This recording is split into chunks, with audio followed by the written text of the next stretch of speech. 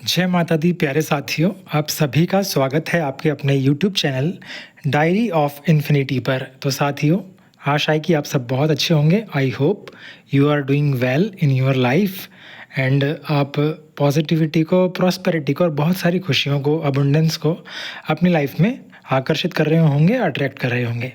तो साथियों, आज हम 10 जून 2025 की डायरी को लेकर बात करेंगे।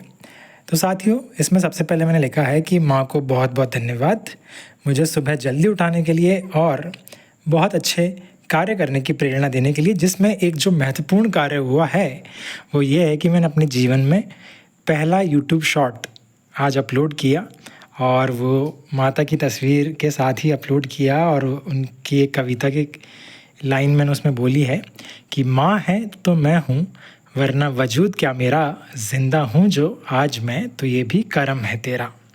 तो ये थोड़ी लंबी कविता थी तो उसको मैंने बोला है, क्योंकि जब भी साथियों मुझे कुछ समझ नहीं आता है कि किसी काम को कैसे शुरू करूँ, तो मेरा प्रयास हमेशा माता को ही सामने रखकर आगे बढ़ने का होता है। वही मेरी ताकत है, तो वही मैंने किया। फिर उसके बाद एक अपनी तरीके से एक इंट्रोडक्शन वाला एक शॉर्ट और अपलोड किया, जो आप देख सकते हैं। तो साथियों, आज ये काम हुए, इसके लिए माँ को धन्यवाद देता हूँ। और साथियों, आज मुझे 2 स्पेशल कमेंट प्राप्त हुए।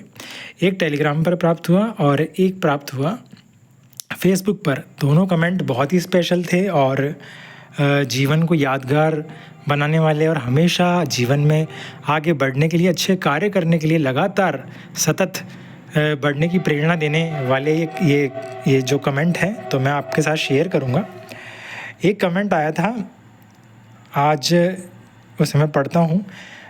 ये फेसबुक से आया था कि भैया, आपके पोस्ट देखकर मुझे ये वाइब आती है कि आप श्री के रूप में भगवान श्री हरि नारायण का कोई अनन्य दास अवतरित हुआ है इस संसार का उत्थान करने के लिए, और ये वाइब मुझे तीसरी या चौथी बार आई है। कृपया मुझसे बात कीजिए। तो साथियों, ये जिन भाई का कमेंट था तो उनसे मैंने बात करी इसके कुछ देर बाद ही, पढ़ते ही। तो उन्होंने मुझसे पूछा कि ये सब आप कैसे लिखते हैं। तब मैंने उनको एक उत्तर दिया कि हम नहीं लिखते, माता हमारी लिखवाती है। जिस काम के लिए जन्म दिया वो वही तो करवाती है। तो साथियों, इस उत्तर को सुनकर वो और प्रसन्न हो गए और खुश हो गए। उन्होंने कहा कि जो आपने शब्दों से उत्तर दिया उससे अच्छा मुझे वो उत्तर लगा जो आपने शब्दों में नहीं दिया, यानी कि जो निशब्द था, यानी कि आप अकर्ता है, आप अपने आप को कर्ता मानते ही नहीं है। मैं इस भाव से बहुत खुश हूँ। तो साथियों, उनसे बात करके मुझे भी बहुत अच्छा लगा। और फिर उन्होंने कहा कि मुझे आपसे ऐसी वाइब आती है जैसे कि प्रेमानंद महाराज जी के सत्संग सुनने पर आती है, या फिर ओशो से वो बड़े प्रभावित है तो उनसे उनको आती है। तो साथियों, ये उनका बड़प्पन था, ये उनकी उदारता थी। बीच बीच में कुछ ऐसी बातें भी हुई जब वो कह रहे थे कि आप भगवान के अंश है या आप भगवान ही हैं, कुछ इस तरह की बातें थी। तो साथियों, यहाँ पर मैं थोड़ा सा एक चीज़ कहना चाहता हूँ आपको कि जब हमको जीवन में किसी इंसान से कुछ अच्छा लगता है, कुछ हमारा जो है हमारी लाइफ की प्रॉब्लम सॉल्व होती है या हमें बहुत दिल को सुकून मिलता है, तो कई बार हमारा दिल ऐसा सोचता है कि वो सच में हमारा भगवान है। लेकिन हमें ये समझना चाहिए कि प्रत्येक व्यक्ति में अच्छाइयाँ भी है तो कुछ कमियाँ भी होती है, ठीक है। तो मैं बस अपने बारे में इतना ही कहूँगा कि यदि कोई मुझसे पूछे कि मेरी सबसे खूबसूरत पहचान क्या होगी, तो मैं यही बोलूँगा कि मैं अपनी माता का एक छोटा सा नन्हा सा बच्चा हूँ और उनका सेवक हूँ। मेरे लिए सबसे खूबसूरत इंट्रोडक्शन है ये, और जो कि हकीकत है। और रही बात भगवान की, परमेश्वर की, तो वो मेरी माँ है, जगदम्बा, पूरे ब्रह्मांड की शक्ति है वो। और उनका साथ है मेरे साथ, इसीलिए उनके आशीर्वाद से कोट मैंने लिखा था कि मैं इस पूरे ब्रह्मांड में किसी के बाप से नहीं डरता, क्योंकि मेरे सिर पर मेरी माँ का हाथ है। तो यहाँ पर मैंने धरती का जिक्र नहीं किया, यहाँ पर मैंने सिर्फ मनुष्य का जिक्र नहीं किया, यहाँ पर मैंने किसी परिस्थिति का जिक्र नहीं किया, बल्कि उनके अलावा वो सारी एंटिटी जो हमें दिखाई भी नहीं देती है, उन सब के लिए वो कोट था कि इस ब्रह्मांड में कोई भी ऐसी शक्ति नहीं है जो मुझे डरा सकती है, क्योंकि मेरी माता का हाथ मेरे सिर पर है। तो साथियों, इसके भीतर किसी भी शक्ति को चुनौती देने का भाव नहीं है, बल्कि एक माता का वात्सल्य जब किसी बच्चे को मिलता है और जब वो बच्चा ये समझ जाता है कि मेरी माँ की छत्र छाया मुझ पर है, तो वो उस आत्मविश्वास में आ जाता है कि हाँ, मैं सुरक्षित हूँ, मेरे जीवन की सार्थकता निश्चित है, मुझे सँभालने के लिए कोई बैठा है। तो ये जब भाव आ जाता है प्रोटेक्शन का, तो इस तरह का कोट निकलता है। तो ये माँ की कृपा से ही मैंने लिखा है और मुझे बहुत अच्छा लगा आज उनका जो ये कमेंट आया। तो साथियों, इससे मैं आपको यही शिक्षा देना चाहता हूँ कि जीवन में जब भी आप कुछ अच्छा करेंगे तो लोग आपसे प्रभावित होंगे निश्चित रूप से। वो आपकी प्रशंसा भी करेंगे, हो सकता है वो आपको भगवान भी बोले, हो सकता है वो आपकी पूजा भी करे, हो सकता है वो आपको बहुत अधिक आदर दे, पैसों के उपहार दे, और भी कुछ बहुत कुछ हो सकता है।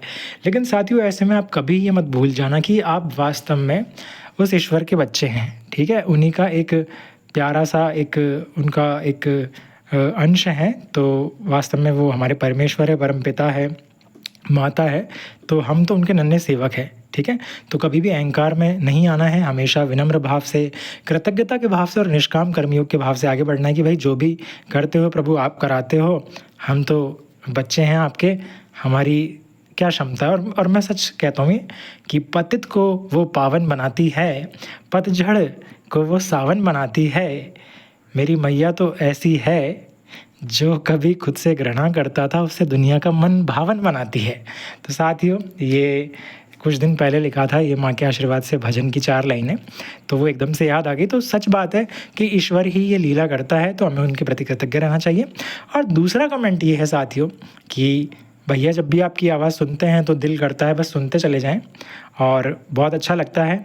और एक और कमेंट ये आया था जो फेसबुक पर आया था कि आपके शब्द किसी भी मुश्किल परिस्थिति के ताबूत की अंतिम कील साबित होगी। तो इस तरह का एक कमेंट था। तो ये तीनों कमेंट बहुत ही प्रेरणादायी है आगे बढ़ने के लिए, लेकिन जहाँ एक सीख ले सकते थे हम, ताकि हमारे अंदर कभी अहंकार ना आए, एक निष्काम कर्मियों का भाव जीवित रहे और हम करता नहीं है ये वाला भाव जीवित रहे, और ईश्वर की प्रेरणा से हम आगे बढ़ते हैं, इस सत्य का बोध हमें रहे। तो इसलिए मैंने इसका जिक्र किया है, ठीक है? क्योंकि ऐसी परिस्थितियाँ जब भी हम अच्छा काम करेंगे तो हमारे जीवन में आएंगी, तो उससे हमें शांति से बिना अहंकार भाव से डील करते हुए आगे बढ़ना है।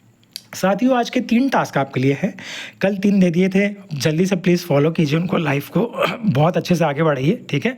और कंसिस्टेंसी से आगे बढ़िए, क्योंकि जितना डिले करेंगे साथियों हमारा टाइम निकलता जा रहा है, ठीक है? लाइफ लिमिटेड है, टाइम निकलता जा रहा है, तो उसको खोने का कोई मतलब नहीं है, ठीक है? तो 3 टास्क कल दे दिए थे, 3 आज आपके लिए है कि कपालभाति, वज्रासन और पश्चिमोत्तानासन, ये तीनों आप देख सकते हैं यूट्यूब पर और अपनी लाइफ में ऐड कर सकते हैं, या इन तीनों में से कोई सा एक एक करके भी आप अपनी लाइफ में ला सकते हो। इससे आपकी फ्लेक्सिबिलिटी बहुत अच्छी रहेगी। देखो, कपालभाति के तो 100 फ़ायदे होते हैं लगभग।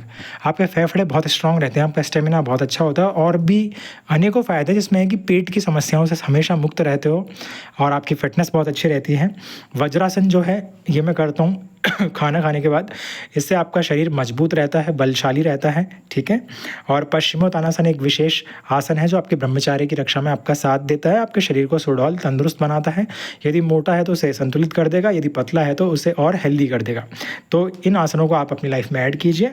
दूसरा टास्क है आपका आपके लिए, यानी कि टोटल 5वां टास्क जो है कि 3+1 कारण आपको ग्रेटिट्यूड शो करने के लिए ढूंढने हैं। यानी कि जैसे कि आपके पास आँखें हैं तो धन्यवाद दीजिए भगवान को कि हे भगवान मेरे पास आँखें हैं।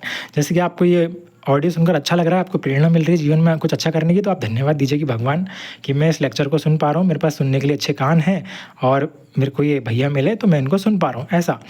तीसरा आप बोल सकते हैं कि मेरे पास मेरे मम्मी पापा है, ये कितनी अच्छी बात है, तो आप उनके लिए धन्यवाद दे सकते हैं। चौथा, यदि आपके जीवन में कोई अच्छा दोस्त आया या कोई अच्छा इंसान आया जिसने आपको बहुत कुछ सिखाया, आगे बढ़ाया, या उससे आपको प्रेरणा मिलती हो, या आप उसके कारण ईश्वर के ज़्यादा नज़दीक गए हो, तो ऐसा भी कोई कारण हो तो आप ऐसा कारण ढूंढकर ईश्वर को धन्यवाद दे सकते हैं। यानी कुल मिला के आपको कृतज्ञता व्यक्त करनी है। जैसे जैसे आप ग्रेटिट्यूड शो करते हो वैसे वैसे और ज़्यादा अच्छी चीज़ें आपकी लाइफ में अट्रैक्ट होती है, ठीक है? छठा टास्क है टू डू लिस्ट बनानी है। टू डू लिस्ट बनानी है आपको डेली, या तो अभी बना सकते हो इसको सुनने के बाद, या फिर सुबह जब उठो तो कोई भी 3 काम जो आपको 24 घंटे के अंदर करने हैं सोने से पहले, तो उनकी आप टू डू लिस्ट बना लीजिए और उन 3 काम को करके अपने आप को टिक लगा दीजिए, या फिर अपने ईश्वर को जिनको आप मानते हैं उनको रिपोर्ट कर दीजिए कि भगवान ऐसा ऐसा था तो मैंने आज के 3 काम कर दिए। और यदि 2 ही हो तो नेक्स्ट डे की पहली टू डू लिस्ट का काम उसको कीजिए जो बच गया है, और आगे के 3 और बढ़ा लीजिए। तो इस तरीके से क्या आपकी प्रोग्रेस चलती रहेगी और आप आगे बढ़ोगे। तो साथियों, आज के लिए हम इतना ही बात करेंगे, ठीक है? अपना ध्यान रखिए, आप खूब खुश रहिए और बहुत प्रसन्न रहिए। भूलना मत, 21वीं सदी हमारी है। मुस्कुराते रहिए। जय माता दी। और प्लीज़ एक साथी को अवश्य शेयर करें। धन्यवाद।